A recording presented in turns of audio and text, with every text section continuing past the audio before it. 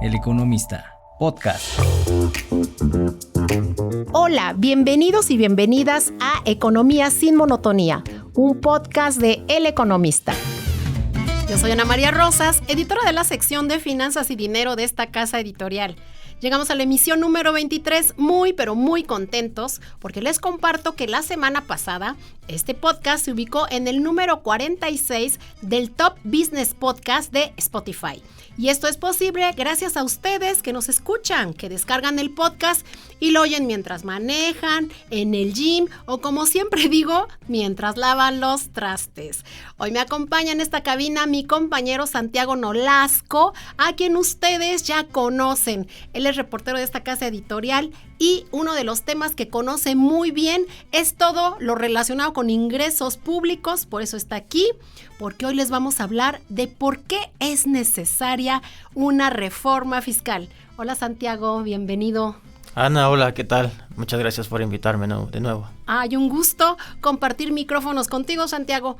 Pero antes de entrar en materia, les vamos a compartir el que, a nuestro juicio, es el dato más importante de los últimos días. Y se trata del consumo privado, que registró un crecimiento interanual de 4.3% durante el segundo trimestre del año. Esto es, entre abril y junio, según confirma información difundida por el Instituto Nacional de Estadística y Geografía, el INEGI. Mientras que al compararse con el primer trimestre de este año, el avance es de 1%. La importancia de este dato radica en que precisamente muchos de los analistas atribuyen el dinamismo en el consumo a uno de los factores que han impulsado el crecimiento de la economía. Los invitamos a ver el detalle de esta información en las páginas de El Economista y en el sitio web www.eleconomista.com.mx. Y ahora sí, vamos a entrar en materia.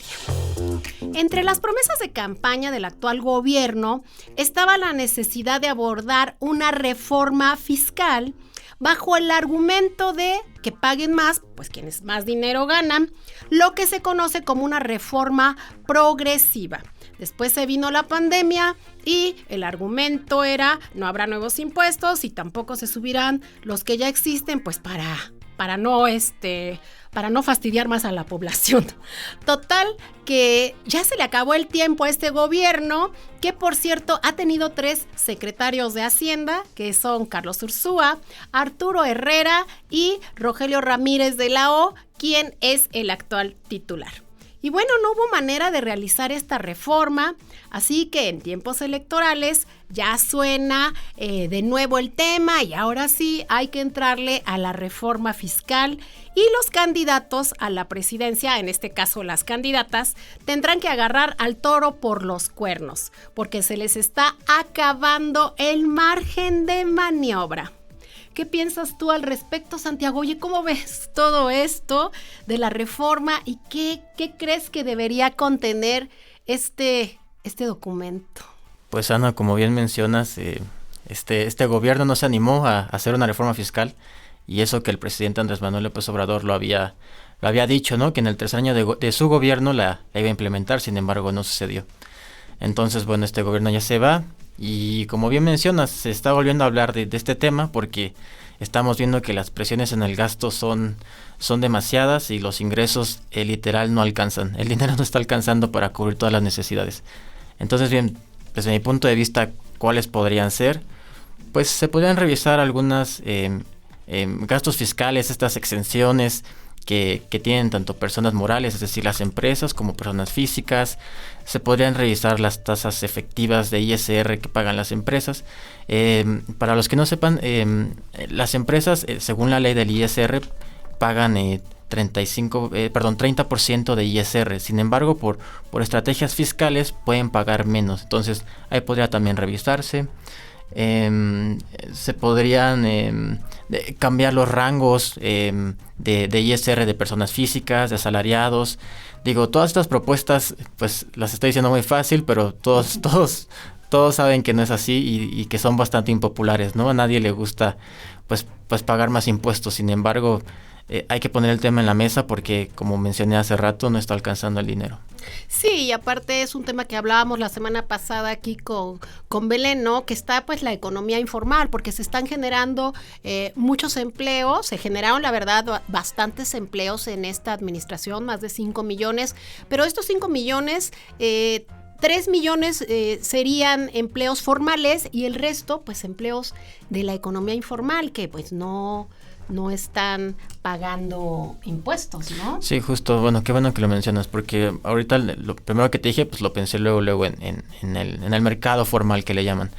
Uh-huh. Para atraer a más contribuyentes, o mejor dicho, a más personas a la formalidad, pues se tendrían que hacer otras estrategias. Por ejemplo, antes de que llegara AMLO a la presidencia, los que bien saben, sigue existiendo el régimen de incorporación fiscal. Sin embargo, esta administración lo suprimió y creó el RECICO, el nuevo régimen simplificado de confianza. Uh-huh. Los datos ahí están.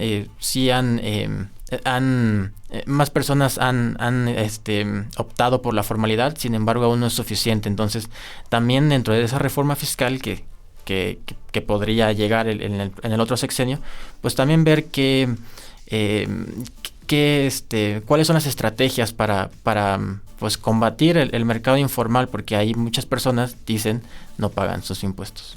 Sí, y aquí yo creo que es muy importante decirle a aquellos que nos están escuchando y que nos están viendo que no es fácil hacer una reforma fiscal, requiere de mucha consulta porque pues hay varios frentes. Yo recuerdo, yo tengo muchos años reporteando, que en el gobierno de Vicente Fox hubo una gran consulta a nivel nacional para hacer una reforma hacendaria.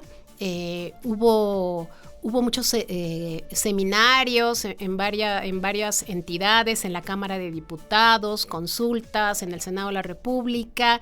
Y bueno, pues no hubo respuesta, pues precisamente pues por la oposición, pero bueno, esos ya son otros temas. Pero lo que yo quiero poner sobre la mesa es que en aquel tiempo pues ya se hablaba también pues de que los ingresos no estaban alcanzando, que había una gran dependencia de los ingresos del petróleo. En aquel entonces representaban la tercera parte, ahora bueno han bajado muchísimo, creo que es menos del 20%, Santiago, si no me dejarás mentir.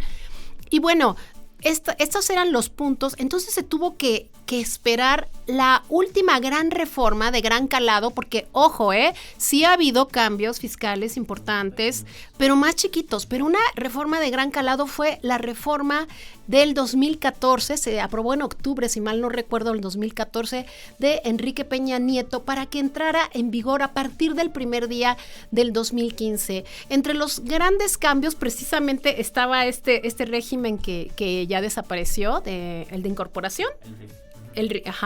Estaba este régimen que lo que implicaba era que cada año iban pagando un poquito más, ¿no? Empezaban de, no sé, estoy inventando, de 3%, y luego pagaban el 5%, luego el 8%, hasta que ya se estuviera pagando el impuesto sobre la renta que le correspondía a estos contribuyentes, ¿no?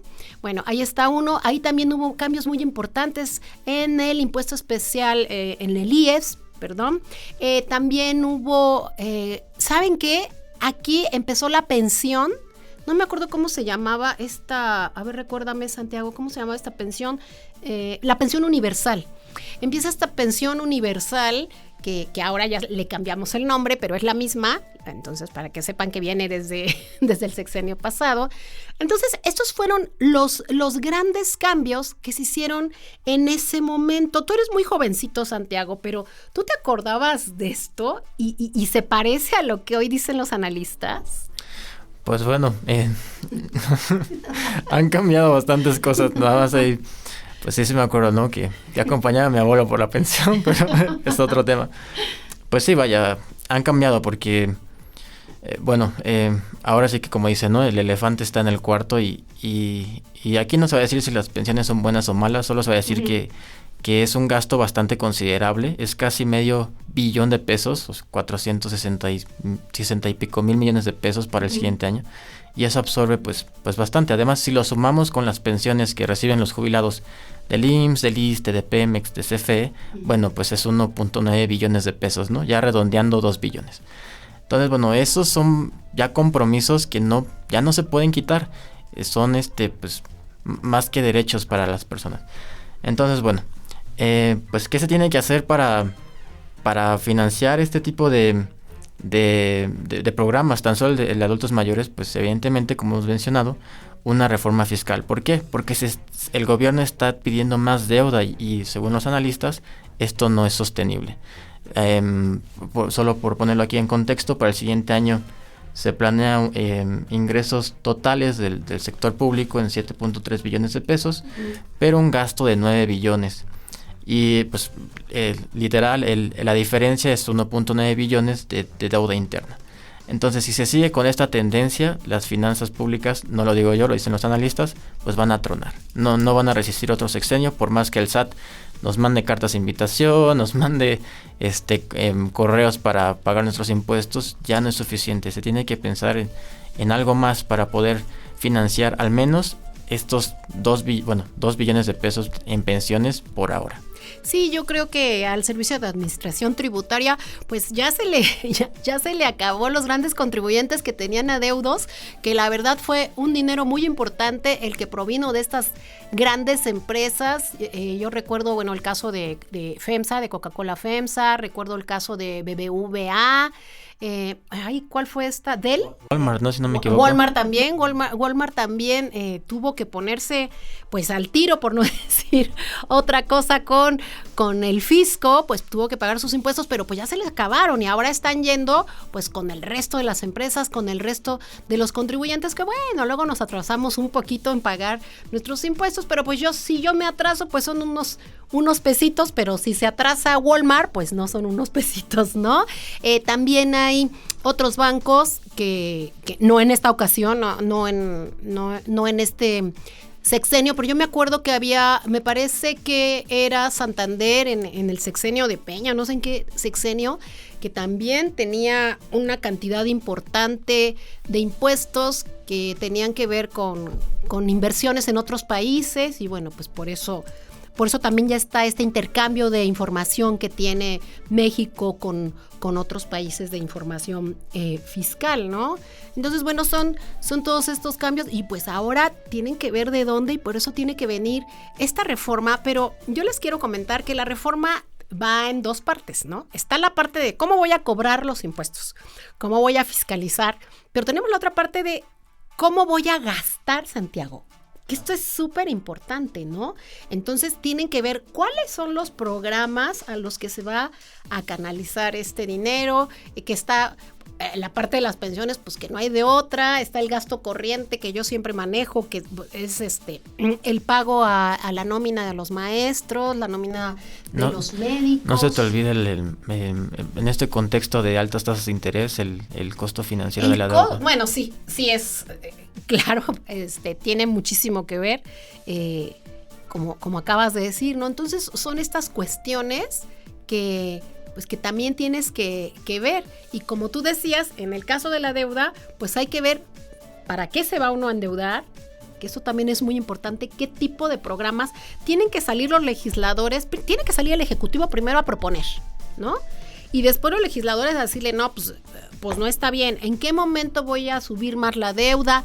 ¿Cuál va a ser el techo, no?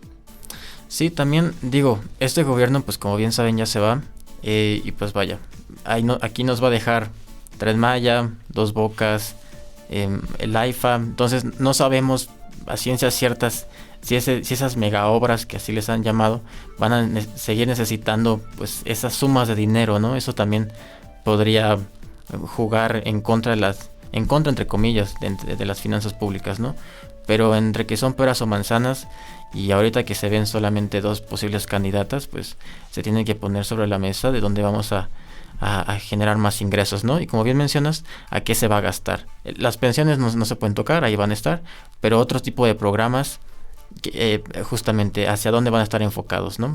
Hay que esperar, entre comillas, los tiempos electorales para ver cuál es su plan. Igual de primeras no dicen reforma fiscal porque pues son decisiones impopulares, es como bien mencionaste hace rato, desde un gran consenso es ver a quién le vas a cobrar, cómo lo vas a cobrar, cómo lo vas a implementar, en cuánto tiempo lo vas a implementar.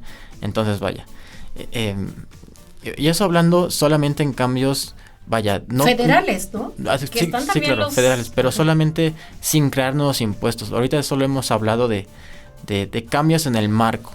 Crear nuevos impuestos, eso todavía podría ser aún más impopular. Digo, dependiendo quién gane, pero por ahí en la pandemia también se habló de impuestos a la riqueza. Entonces hay que ver, hay que esperar, pero de que hay que poner el tema en la mesa, hay que ponerlo.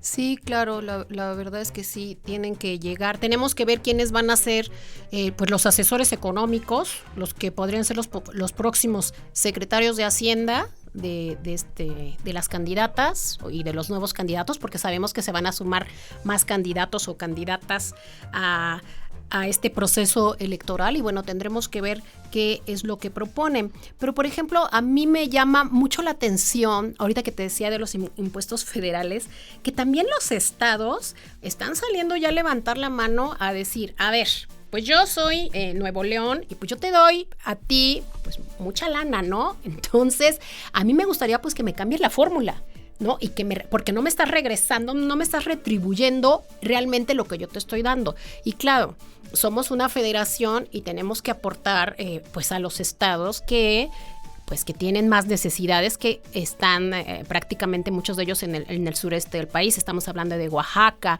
de Chiapas, del propio Michoacán, Guerrero, que necesitan más recursos y que ellos no aportan tanto al Estado, no le dan tanta lana al gobierno, tanto dinero, perdón, al gobierno.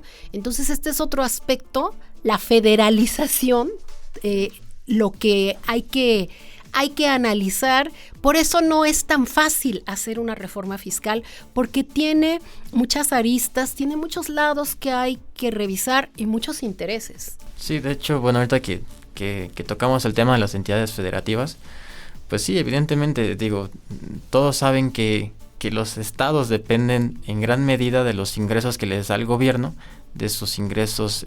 Las participaciones. Dependen más de las participaciones que de sus propios ingresos. Pero también aquí también los estados lo han hecho de esa manera porque, pues vaya, muchas entidades federativas, no quiero generalizar, pues dejaron de cobrar predial o tenencia, ¿no? Entonces, ¿cómo quieren tener más dinero? Bueno, más recaudación de impuestos los estados si tienen este tipo de programas, ¿no? Que hablando con analistas realmente dicen que es netamente político, ¿no? Porque justamente es decir, vota por mí y no vas a pagar tal y tal y tal, pero no les dicen que sin menos dinero no pueden, no lo sé, tapar un bache o poner alumbrado público o reencarpetar la vía asfáltica, ¿no? Es decir, también los estados tendrían que sumarse a ese tipo de propuestas. Y sí, claro, también, si de por sí lo comentamos, una reforma fiscal de gran calado o profunda o como le quieran llamar es complicado, una convención nacional hacendaria también es muy complicado porque justamente, solo por decir cifras, ¿no? Es decir, Nuevo León le da 100 pesos a la federación y pon tú que el gobierno le regresa 20, 30. Caso contrario con estados un poquito de menores ingresos como Oaxaca o Chiapas, ¿no? Siempre ha estado esa discusión ahí de yo te doy mucho y me regresas poco, ¿no? Entonces también tiene que haber un consenso con los 32 gobernantes en toda la república para ver qué se puede lograr, ¿no? Pero también que ellos levanten la mano y digan, bueno, puedo cobrar ahora el predial o la tenencia o algún tipo de impuesto local para pues, paliar un poco. Sí, realmente lo que dicen los analistas justamente sería necesaria esta convención nacional hacendaria que pues no se da desde hace unos 20 años. Yo creo que no hay una convención y bueno, pues ojalá se tome esta decisión. Esto haría que se tarde un poquito más y el gobierno no tiene mucho margen de maniobra para el próximo año. Leía yo una nota justamente de nuestra compañera Belén Saldívar que estuvo aquí hace una semana donde menciona cómo para el año que entra la recaudación del impuesto al valor agregado, bueno, si bien puede crecer en términos nominales, el crecimiento real es de los más bajos es caída, de hecho es una caída del 10% para el año que entra, que tiene que ver con otras cuestiones que son las devoluciones, que tiene que ver con el tipo de cambio, que ese es otro factor importante, que el superpeso pues no siempre nos ayuda, ¿no? Sí, ¿no? Hay un analista que dice que ni siquiera tendríamos que decir el superpeso, ¿no? Simplemente decir, pues, que está apreciado, pero que no es el superpeso, ¿no? Y toma relevancia porque, bueno, igual gente que no lo sepa, pues están estos 3 grandes impuestos, ¿no? ISR, IVA y el impuesto especial sobre producción y servicios, el IEPS. Vaya, el IVA es el segundo más importante y que se haya planteado una contracción de 10% para el siguiente año, es decir, pues vamos a estar más ajustados, ¿no? Digo, esto ya sería especular un poco, pero ahí está la evidencia. Pues se podrá haber más recortes en el gasto y pues más recortes en el gasto en ciertas dependencias, pues eso quiere decir que el servicio generalmente empeora. Entonces, imagínense ese tipo de cosas en gasto a salud, educación, infraestructura, etc., etc. Pues la cosa pinta complicada. Espero que los que se quieran animar, bueno, aquí ya hay dos inscritas, se quieran animar a debatir estos temas en público, porque pues en privado seguramente ven el periódico, ven el Economista, ven algunos otros datos y si dicen la cosa no está muy bien en materia fiscal, ¿no? Y fíjate que leía yo algo, bueno, yo soy mujer y aquí van a decir, lo dices porque... No lo digo porque soy mujer, pero de alguna manera ellas son pues las candidatas más fuertes y es lógico decir que pues nos va a gobernar una mujer en la próxima administración y van a enfrentar un gobierno muy complicado, ¿no? No van a tener de dónde cortar y esto puede hacer que digan, pues como es mujer, pues por eso no lo está logrando, pero de veras, yo los invito a que reflexionen que de verdad quien quiera que llegara va a encontrar un escenario muy complicado para gobernar y pues por eso necesita revisar su presupuesto, como ustedes, señores, revisan su presupuesto. Híjole, pues me subieron la colegiatura o híjole, la tenencia este año estuvo más alta, lo que sea. Tienen ustedes que revisar su presupuesto porque a ustedes su empresa no les subió su salario. Es exactamente lo mismo. Al contrario, se los va a bajar, ¿no? ¿Qué es lo que está pasando un poco aquí con los ingresos públicos? Entonces, nos están bajando el salario, por decirlo así, perdón la comparación.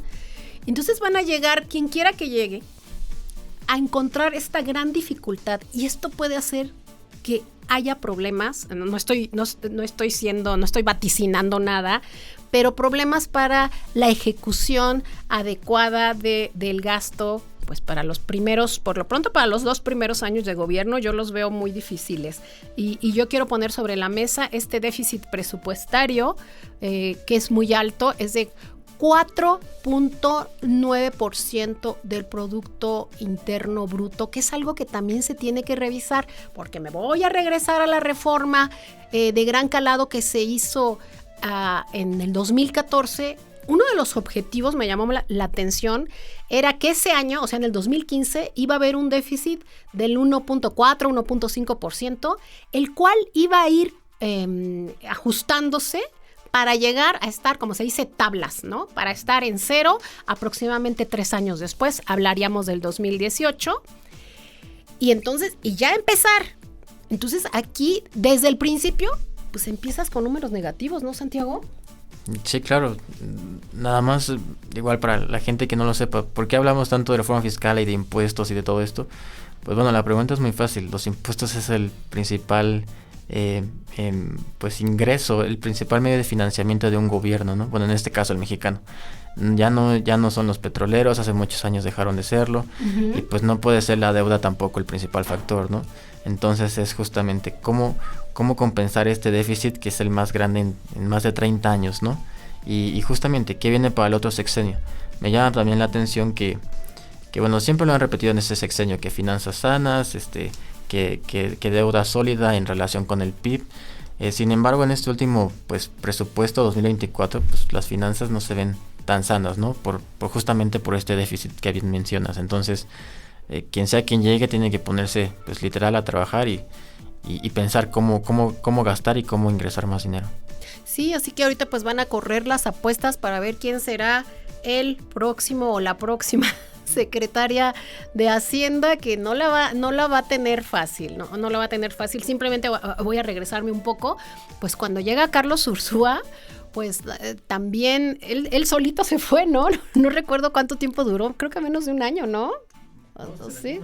Sí, entonces a lo que voy es que quien llegue, pues no la tiene fácil, ¿no? No la tiene fácil, son cuestiones, nosotros no nos gusta mucho hablar de política, pero pues la política está muy pegada con la economía, es parte de más bien, una de la otra, entonces pues vamos a ir poco a poco tratando de hablarles, de abordar estos temas que nos preocupan y los ocupan de la manera más aterrizada posible.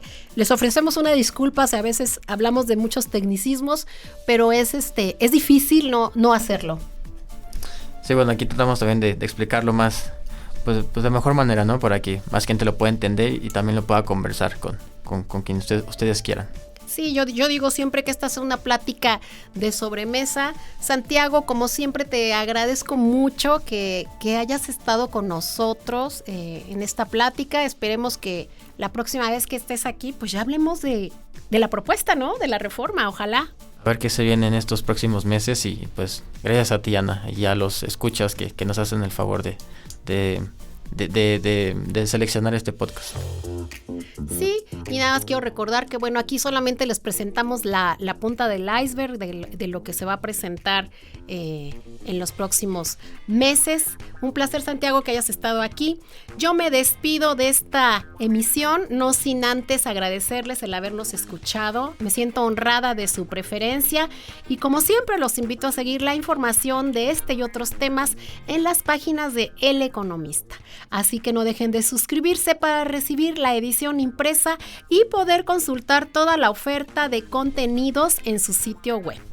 No deje de escuchar este y toda la oferta de podcast en las distintas plataformas de Amazon, Apple, Spotify y en YouTube. Y denos me gusta para que nos vean más. Yo soy Ana María Rosas. Hasta la próxima. El Economista, podcast.